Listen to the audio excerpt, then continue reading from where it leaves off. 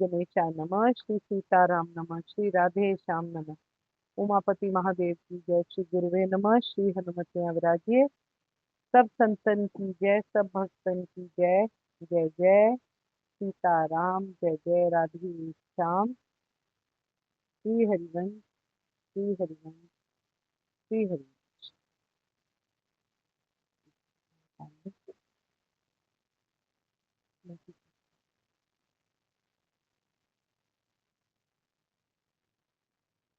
पुरुषोत्तम योग, श्लोक संख्या नंबर 5। जो झूठी प्रतिष्ठा, मोह तथा कुसंगति से मुक्त है, जो शाश्वत तत्व को समझते हैं, जिन्होंने भौतिक काम को नष्ट कर दिया है, जो सुख तथा दुख के द्वंद्व से मुक्त है और जो मोह रहित होकर परम पुरुष के शरणागत होना जानते हैं, वह उस शाश्वत राज्य को प्राप्त, वो परमात्मा को प्राप्त है। अब हम आते हैं परम गुह्य ज्ञान अध्याय 9 पर। कल हमने श्लोक संख्या नंबर 8 की थी, जिसमें भगवान जी बोलते हैं, संपूर्ण विराट जगत मेरे अधीन है।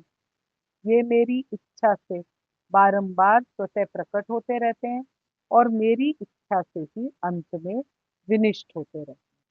भगवान जी यहाँ पर बोल रहे हैं कि सारी चीजों को चलाने की, सृष्टि को बनाने की सबकी रिस्पॉन्सिबिलिटी मेरी है। जब भगवान जी कहते हैं कि भी संसार मुझ में नहीं है, तो वो उस क्षण की बात करते हैं जैसे कि एक साधक जो है वो भगवान को अपने हृदय में साक्षात्कार कर लेता है। उस समय उसको ये ज्ञान हो जाता है कि भी केवल परमात्मा ही सत्य है। यहाँ की स्थिति बिल्कुल वैसे ही है जैसे व्यक्ति एक टॉर्च लेकर जा रहा हो और सांप दिख जाए उसको। वो प्रकाश में समझता है कि वो सांप है, पर वो मन गढ़ंत सांप होता है। जैसे ही वो लाइट जलाता है तो वो देखता है कि यहाँ तो कोई सांप था ही नहीं, ये तो सिर्फ मेरी आंखों का भ्रम था। वैसे ही संसार का कोई अस्तित्व नहीं है। भगवान जी ही हैं जो हमारे संसार का अस्तित्व है, जो सब कुछ है, जो संपूर्ण संसार का आधार है। भगवान जी कहते हैं जैसे आकाश में हवा बहती रहती है, आकाश में ही वायु का जन्म होता है और उसी आकाश में वायु बसती रहती है। फिर आकाश में ही वायु समा जाती है, पर आकाश का वायु से कुछ लेना देना नहीं होता। जैसे हवा गंदी हो, गीली हो, सूखी हो, पर आकाश पर उस चीज का कोई असर नहीं होता, ना वो सूखता है ना वो गीला होता है।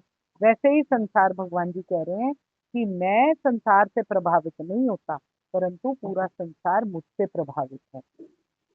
हमारी चेतना भी हमारे मन के सुख दुख, लाभ हानि, हार जीत से प्रभावित नहीं होती। चेतना कौन? हमारी आत्मा। पर हमारा मन उससे प्रभावित होता है। जो इस बात का अभ्यास कर लेता है वो शांति और आनंद से अपना जीवन व्यतीत कर सकता है। इसका मतलब ये है कि सुख दुख तो भगवान जी कह रहे हैं तो मुझ में अर्थात मेरे मन में ही है, पर मैं स्वयं चेतन तत्व उनमें नहीं हूँ। अब अर्जुन यहाँ पूछता है कि ये जो जगत है, जो हमें दिखता है, वो कहाँ से बनता है, वो कैसे चलता है। भगवान जी कहते हैं कि जब प्रलय होती है तो सारी सृष्टि मुझ में समा जाती है, और जब फिर से सृष्टि का जन्म होता है तो सारे प्राणी, नदी, पहाड़ मैं फिर से बना देता हूँ।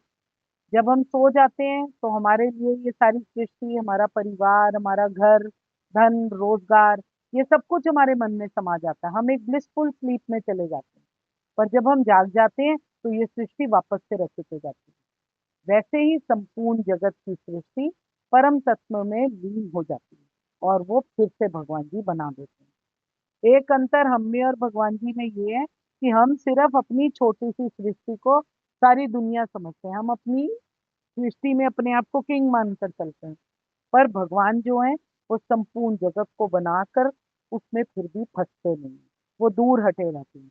हम फंसते हैं, हमें ये ज्ञान ही नहीं रहता कि हम बेसिकली तो जड़ तत्व है ही नहीं, हम बेसिकली तो जड़ शरीर है ही नहीं, हम तो चेतन तत्व हैं। हम अपने आप को जड़ शरीर मानकर बैठे रहते हैं कि यही मैं हूँ। हम समझ लेते हैं कि हम ही सब कुछ हैं और परमात्मा कुछ भी नहीं। ये जो स्वामित्व की भावना है, उसको भगवान जी कह रहे हैं आप अपने आप को ध्यान से समझो। भगवान जी कहते हैं कि जगत की सृष्टि करने में मुझे कुछ भी नहीं करना पड़ता। अब भगवान जी यहाँ पर आगे क्या बात कर रहे हैं इसके बारे में हम बात करते हैं। श्लोक संख्या नंबर 9 को पढ़ते हुए हम आगे बढ़ते हैं। 9 मैंने किया नहीं था कल, 8 किया था, ठीक है। हे अर्जुन, उन कर्मों में आसक्ति रहित और उदासीन के सदृश स्थित मुझ परमात्मा को वे कर्म नहीं बांधते। भगवान जी क्या कह रहे हैं, हे धनंजय, ये जो सारे कर्म हैं मुझे नहीं बांध पाते। मैं उदासीन की भांति इन सारी भौतिक कर्मों से सदैव विरक्त रहता हूँ। मैं हटकर हूँ, भगवान जी यहाँ पर कह रहे हैं। अब कृष्ण हमारा सं, संरक्षण करते हैं, सृजन करते हैं, लेकिन अव्यक्त रूप से ऐसा करते हैं। वो दिखते नहीं है, पर ऑब्वियस है कि कोई ना कोई तो है जो इस सृष्टि को परफेक्शन से चला रहा है। कहीं ना कहीं से तो ये दुनिया आ रही है और फिर गायब भी हो जाती है। ये श्री कृष्ण के कर्म का रिजल्ट है। पर इसके बावजूद भगवान जी उस कर्म से नहीं बंधते। उसका इस कर्म को करने में उनका इसमें कोई आसक्ति नहीं है। उन पर कोई रूल्स, जो उनसे भी वो रूल्स बनाते हैं हम लोगों के लिए, वो सेम रूल्स को भगवान जी खुद फॉलो करते हैं। ये नहीं कि वो अपनी मर्जी से चलते हैं। जैसा ज्ञान वो हमें देते हैं वही नियम वापस उन पर भी लागू होते हैं। ऐसा नहीं है कि अपने केस में वो कोई मनमानी करे। मनमानी तो कोई कर भी नहीं सकता, क्योंकि सारे जने तो भगवान जी के अधीन है। ये पूरा संसार परमात्मा के संकल्प से ही चलता है। आपको लग सकता है कि आप अपना मनमाना आचरण कर रहे हो, but at the end of the day जो मनमाना आचरण हम कर रहे होते हैं वो भी परमात्मा की ही वजह से हम कर रहे होते हैं। संपूर्ण जगत की उत्पत्ति, पालन और संहार आदि के निमित्त भगवान के द्वारा जितनी भी चेष्टाएं होती हैं, उन कर्मों से उन कर्मों को पूरा करना ही यहाँ पर भगवान जी का अपना लक्ष्य है। भगवान जी भी उनमें आसक्त ना रहकर, आसक्ति रहित रहकर सारी काम जो है पूरे करते हैं और अपनी अध्यक्षता भी लोगों को दिखाते हैं। चीजों के द्वारा गुण कर्म अनुसार परमात्मा अलग अलग लोगों को अलग अलग जगह पर भेजते हैं। पर वो कहते हैं कि मैं सृष्टि रचना संहार सब करता हूँ, पर इन सब कर्मों में मैं कभी नहीं बनता। ना मुझे कोई मोह होता है। हम कुछ भी रचना करते हैं उससे हम झटपट अपना मोह जोड़ लेते हैं, ये मैंने किया है, ये मेरा। और अगर उसकी हमको प्रेज नहीं मिलती हम कितनी जल्दी अपसेट हो जाते हैं। पर परमात्मा कह रहे हैं कि छोटे से छोटे भौतिक कार्य पर भी मेरा नियंत्रण रहता है। हालांकि मैं सारे भौतिक कार्यों के प्रति उदासीन रहता हूँ। वो अपने आसन पे बैठा रहता है, उसके आदेश से अनेक तरह की बातें घटती रहती हैं। जैसे कि एक राजा के बारे में बात कर रहे हैं। एक राजा या कोई जज है, जैसे वो जज अपने न्यायाधीश की कुर्सी पर बैठा रहता है और अलग अलग आदेश अलग अलग लोगों के लिए देता है। कभी किसी को फांसी दे दी जाती है, पर वो हर चीज से अलग है, उसका उससे कोई लेना देना नहीं है। वो सिर्फ एक, क्या कहते हैं, जैसे जजमेंट पास करता है और उसको फॉलो करने के लिए करता है। ना उसको कोई लाभ हानि के साथ कोई कनेक्शन है और ना उसको किसी चीज से कुछ लेना देना होता है।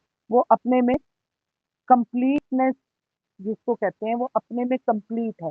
वो सदैव उदासीन रहती हैं और प्रत्येक कार्य में फिर भी उनका हाथ रहता है। अगला श्लोक करती हूँ, श्लोक संख्या नंबर 10। हे अर्जुन, मुझ अधिष्ठाता के सकाश से प्रकृति चराचर सहित सर्व जगत को रचती है और इस हेतु से ही वह संसार चक्र घूम रहा है। अरे, दुनिया की रचना का विस्तार बताते हुए भगवान जी कहते हैं कि ये सब उनकी माया का ही रिजल्ट है। माया कौन है? माया उन्हीं के संकल्प से आती है और वो ही है जो इस दुनिया को परमात्मा के आग्रह पर रचती है। भगवान जी तो चेयरमैन है, प्रिंसिपल, और माया को आदेश देते रहते हैं। इसी से ये सृष्टि चक्र चलता रहता है। हम आते हैं, कर्म करते हैं, वापस चले जाते हैं। जीवन मरण का ये, क्या कहते हैं, अनकाउंटेबल टाइम्स वाला, इनन्यूमरेबल चक्रों वाला चक्कर चलता रहता है। इसलिए हमें दुनिया की टेम्पररीनेस को समझना चाहिए और परमात्मा को जानना चाहिए। कृष्ण हमको इसकी ओर श्री कृष्ण हमको इसकी ओर प्रेरित करते हैं कि हम ये समझे। जैसे पैदा होना, ये सब कुछ, ये कर्म हम स्वप्न में भी कर सकते हैं और असलियत में भी होता है। परंतु हमारे को अपनी आंख खुली रखकर इस बात को समझना चाहिए कि ये सब कुछ झूठ है। इसके लिए हमको मन, वाणी, थॉट्स का कंट्रोल करना बहुत जरूरी है। हमें मान सम्मान मिलता है तो हमारे को केवल अशुभ अहंकार और ये सब कुछ पैदा हो सकता है, पर हम ये पुनरपि जनरम के चक्कर से कभी नहीं बच सकते। हम सोचते हैं कि इसमें हमारे फायदे हैं, पर इसमें हमारा कोई फायदा नहीं हो रहा। हमें परमात्मा को समझने में ही असली फायदा है। बाकी हम कल करेंगे। कृष्णाय वासुदेवाय हरे परमात्मने प्रणतकलेश नाशाय गोविंदाय नमो नमः। मैं आपके हृदय प्रेम सभी को नमस्कार करती हूँ। अगर मुझसे कोई भूल चूक हुई तो कृपया क्षमा।